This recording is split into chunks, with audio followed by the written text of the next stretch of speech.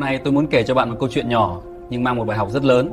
Đó là câu chuyện của một người bố phải ngồi xe lăn và cậu con trai bấy tuổi của mình. Bố ơi, bạn Minh bảo bố không giống các bố khác vì bố không đi lại được, bố có buồn không? Bố biết chứ, bố không đi bằng chân nên dùng xe lăn thôi, nhưng bố không buồn đâu. Con à, ba biết có lúc con thấy mình không giống các bạn, nhưng chính điều đó làm con đặc biệt. Đừng sợ phải khác. Hãy tự hào về con là ai. Ba luôn ở đây. Tin ở con. Phần 1. Câu hỏi trong buổi chiều muộn. Nắng chiều bắt đầu nhạt dần, đổ những vệt vàng sẫm lên khung cửa sổ của căn nhà nhỏ. Bên trong phòng khách chỉ có tiếng lạch cạch đều đặn từ bàn phím máy tính. Bố đang ngồi trên chiếc xe lăn quen thuộc, tập trung cao độ vào những dòng mã nguồn trên màn hình laptop. Cạch, tiếng cửa mở nhẹ hơn mọi khi. Cậu bé bước vào nhà, đôi vai hơi trùng xuống, chiếc cặp sách dường như nặng hơn thường ngày. Thay vì chạy nhào tới ôm cổ bố và khoe những điểm 10 hay những hình dán sticker như mọi khi, cậu lặng lẽ đặt cặp vào góc tường rồi ngồi xuống chiếc ghế sofa đối diện. Bố dừng tay, xoay nhẹ bánh xe lăn để hướng về phía con trai.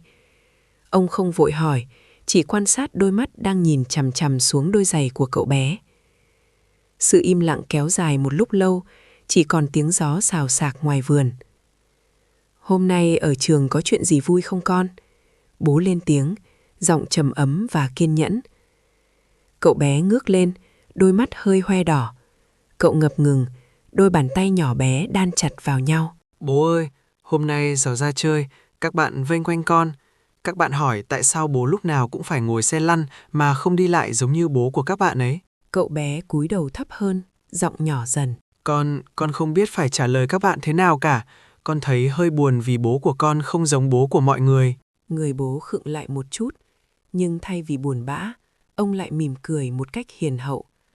Ông tiến lại gần, đặt bàn tay to rộng lên vai con trai, cảm nhận sự run rẩy nhẹ của cậu bé. Lại đây với bố, ông nói khẽ, để bố kể cho con nghe một bí mật về việc không giống mọi người thực ra tuyệt vời đến thế nào nhé. Phần 2. Ký ức. Khi thế giới bắt đầu thay đổi. Bố nhẹ nhàng xoa đầu con, ánh mắt nhìn xa xăm như đang lật lại những trang sách cũ kỹ trong tâm trí. Bố bắt đầu kể bằng giọng trầm lắng. Con biết không, ngày xưa bố cũng từng là một cậu bé giống hệt con bây giờ. Bố cũng có đôi chân nhanh nhẹn, cũng thích chạy nhảy trên sân trường và đá bóng cùng bạn bè mỗi buổi chiều. Lúc đó, bố chẳng bao giờ nghĩ rằng mình sẽ có một ngày phải ngồi yên một chỗ. Wow, thật hả bố? Bố cũng từng chạy nhanh giống con à? Con ngước lên, đôi mắt tròn xoe ngạc nhiên. Bố tiếp tục. Nhưng rồi một cơn bạo bệnh ập đến. Ban đầu, bố chỉ thấy đôi chân mình hơi nặng nề. Dần dần, những bước chạy trở nên chậm chạp hơn. Những bậc cầu thang ở trường, vốn dĩ bố chỉ cần nhảy thoăn thoắt là tới lớp, bỗng chốc trở nên cao sừng sững như những ngọn núi. Bố bắt đầu vấp ngã và những vết sẹo trên đầu gối cứ thế nhiều lên. Bố dừng lại một chút, khẽ chạm tay vào bánh xe lăn kim loại lạnh toát. Và rồi cái ngày đó cũng đến, cái ngày mà bác sĩ nói rằng bố cần một người bạn đồng hành mới. Đó chính là chiếc xe lăn này. Ngày đầu tiên ngồi lên nó để đi ra phố, bố đã cảm thấy vô cùng sợ hãi. Con có tưởng tượng được không? Dạ, con không ạ. Lúc đó bố thấy thế nào? Phần 3. Nỗi sợ, áp lực của việc phải giống mọi người. Bố nắm lấy bàn tay nhỏ của cậu bé, giọng nói thấp xuống như đang tâm sự một bí mật buồn. Lúc đó, điều làm bố đau lòng nhất không phải là đôi chân không thể đi, mà là những ánh nhìn. Ở trường, các bạn bắt đầu nhìn bố bằng những con mắt rất lạ. Các bạn nhìn bố thế nào ạ? Có bạn tò mò đứng từ xa chỉ trỏ, có bạn lại hỏi những câu khiến bố chỉ muốn trốn đi. Sao chân cậu lại như thế? Cậu sẽ ngồi cái ghế có bánh xe này mãi à? Đi kiểu này thì làm sao mà chơi đuổi bắt được? Nghe buồn quá bố nhỉ? Có những người bạn nhìn bố với vẻ thương hại, nhưng cũng có những bạn lại cười đùa vì thấy bố lạ quá. Mỗi lần như vậy, bố cảm thấy mình giống như một kẻ đi lạc trong chính ngôi trường của mình.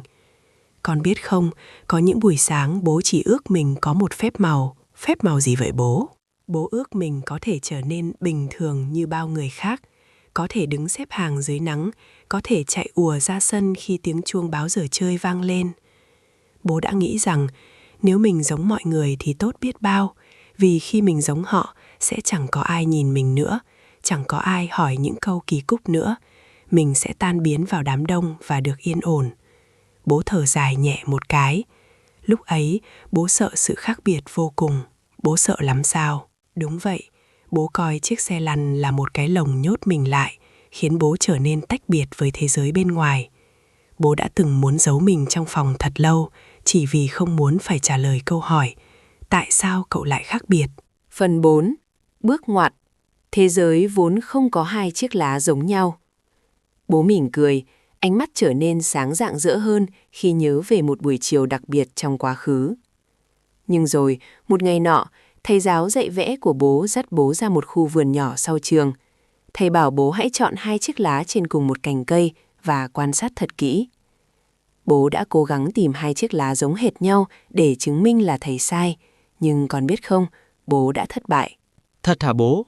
Không có 2 chiếc lá nào trên cùng một cây giống y hệt nhau à? Đúng vậy, thầy nhẹ nhàng bảo. Con nhìn xem, ngay cả trên cùng một cành cây, không có 2 chiếc lá nào hoàn toàn giống hệt nhau cả. Có cái to, cái nhỏ, cái xanh thẫm, cái lại hơi vàng. Và chính sự khác biệt đó mới tạo nên vẻ đẹp của cả một khu rừng. Bố dừng lại, nắm lấy đôi bàn tay nhỏ bé của mật ngọt. Lúc đó bố mới chợt bừng tỉnh. Bố nhận ra rằng mỗi người sinh ra đều mang một mã cốt riêng biệt. Có bạn cao, có bạn thấp, có bạn giỏi toán, có bạn lại vẽ rất xinh.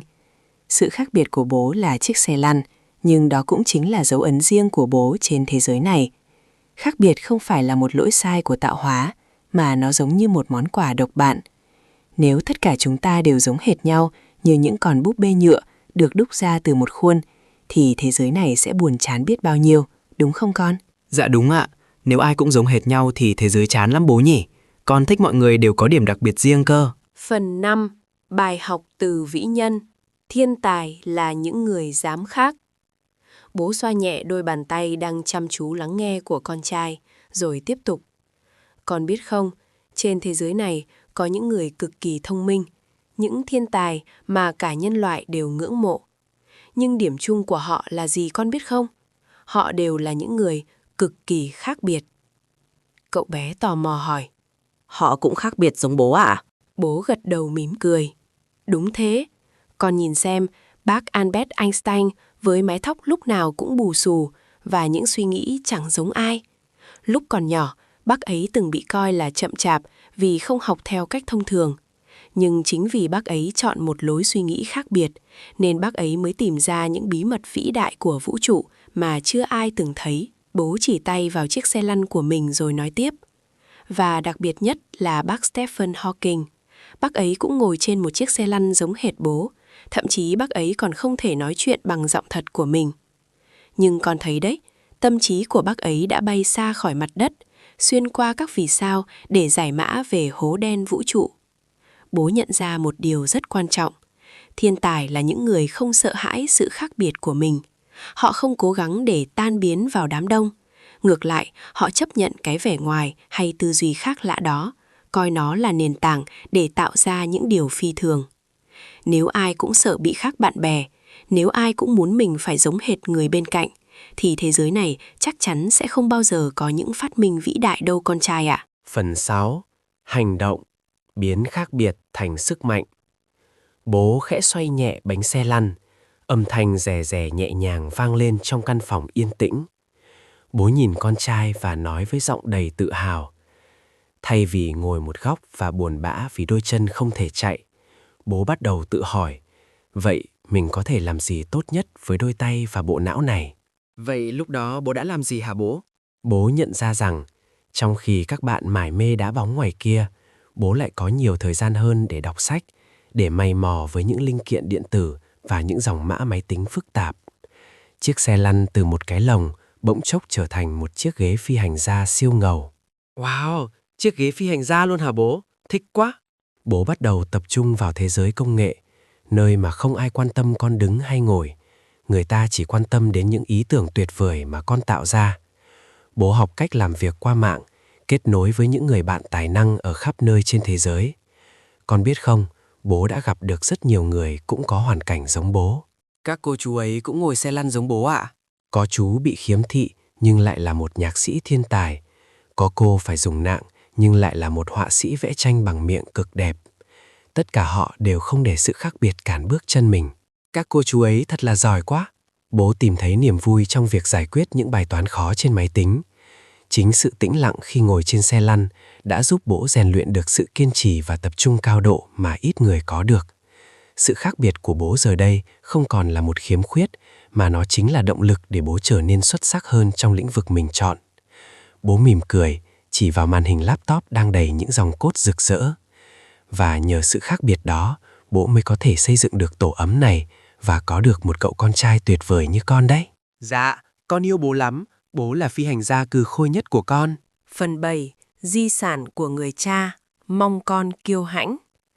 Bố kéo sát chiếc xe lăn lại gần, nắm lấy đôi bờ vai nhỏ bé của con trai. Ánh mắt ông lúc này không còn nhìn về quá khứ xa xăm nữa, mà nhìn thẳng vào mắt con với một niềm tin mãnh liệt. Con trai ạ, lý do bố kể cho con nghe tất cả những điều này là vì bố muốn con hiểu một điều. Bố không hề yếu đuối vì phải ngồi xe lăn. Ngược lại, chính nhờ nó mà bố trở nên độc bản, một phiên bản duy nhất, không thể lẫn lộn với bất kỳ ai khác trên thế gian này. Vâng ạ, trong mắt con bố luôn là người mạnh mẽ nhất. Bố dừng lại một chút, giọng nói trở nên ấm áp và trang trọng hơn.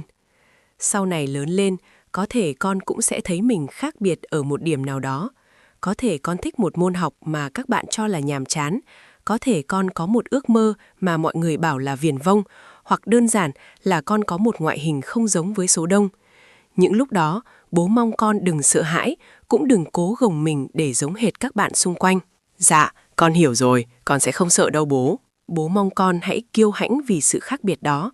Bởi vì con biết không, thế giới này không cần thêm một người giống hệt mọi người nữa. Thế giới này cần những người dám là chính mình, dám khác lạ để tạo ra những điều mới mẻ. Con chính là món quà tuyệt vời nhất mà bố có, không phải vì con giống ai đó, mà vì con là chính con, một cậu bé tốt bụng và đầy thấu cảm. Con cảm ơn bố, con cũng rất tự hào vì được làm con của bố ạ. Bố mỉm cười, một nụ cười đầy kiêu hãnh. Đừng bao giờ cúi đầu khi ai đó hỏi về sự khác biệt của gia đình mình hay của chính con. Hãy ngẩng cao đầu, vì khác biệt chính là dấu hiệu của một tâm hồn tự do và mạnh mẽ. Vâng, con sẽ luôn ngẩng cao đầu giống như bố. Phần 8. Giải pháp, lời đáp cho sự tò mò. Cậu bé khẽ chớp mắt, dường như nỗi buồn trong lòng đã vơi đi quá nửa, nhưng cậu vẫn còn một chút băn khoăn nhỏ. Cậu nhìn bố rồi hỏi khẽ. Bố ơi, con hiểu rồi ạ. Nhưng nếu ngày mai các bạn lại vây quanh và hỏi con nữa, con nên nói thế nào để các bạn hiểu ạ? Bố mỉm cười, một nụ cười đầy tinh quái và tự tin. Ông vỗ nhẹ vào bánh xe lăn, nghe một tiếng cụp vui tai. Con trai à, con không cần phải giải thích dài dòng hay cảm thấy phải bào chữa cho bố đâu. Khi ai đó hỏi về sự khác biệt, đó thường là vì họ tò mò, chứ không hẳn là vì họ ác ý. Con chỉ cần trả lời thật đơn giản và đầy tự hào thôi. Bố nháy mắt với cậu bé. Con có thể nói với các bạn rằng, bố mình ngồi xe lăn vì đôi chân bố không thuận tiện để đi lại. Nhưng bố mình có một trái tim cực kỳ mạnh mẽ và một bộ não tuyệt vời. Bố mình có thể ngồi một chỗ nhưng vẫn làm ra những điều kỳ diệu trên máy tính đấy. Bố dừng lại rồi nói tiếp với giọng đầy khích lệ.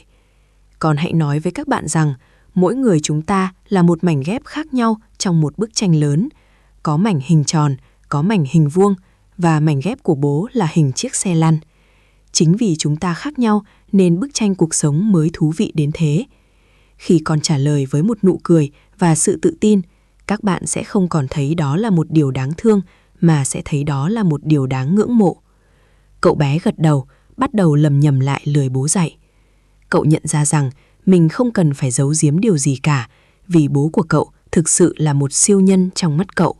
Phần 9. Kết thúc, nụ cười tự tin. Sáng hôm sau, nắng sớm nhảy nhót trên sân trường.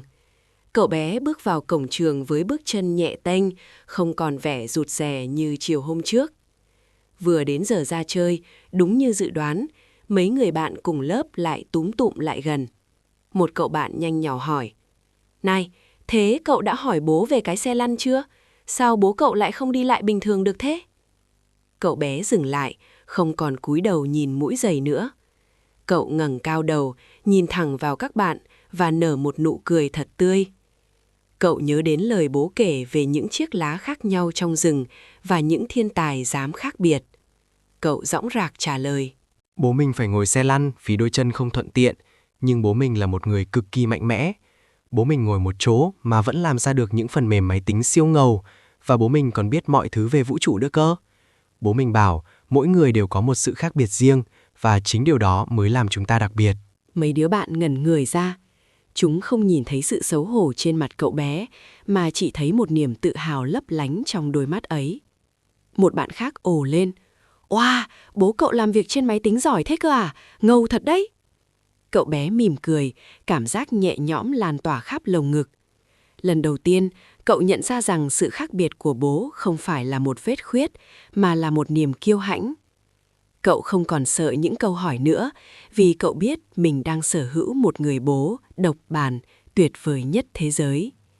Dưới ánh nắng rực rỡ, cậu bé chạy đi chơi cùng các bạn, lòng thầm nhủ: Con cảm ơn bố vì đã dạy con đừng sợ khác biệt. Chào bạn, mình là Nguyễn Bắc Khanh, admin nhóm người khuyết tật trên Facebook với hơn 31.000 thành viên. Mình là một người cha phải ngồi xe lăn vì khuyết tất cả tay lẫn chân. Trên kênh Người Khuyết tật làm cha, mình chia sẻ hành trình làm cha và đời sống của người khuyết tật.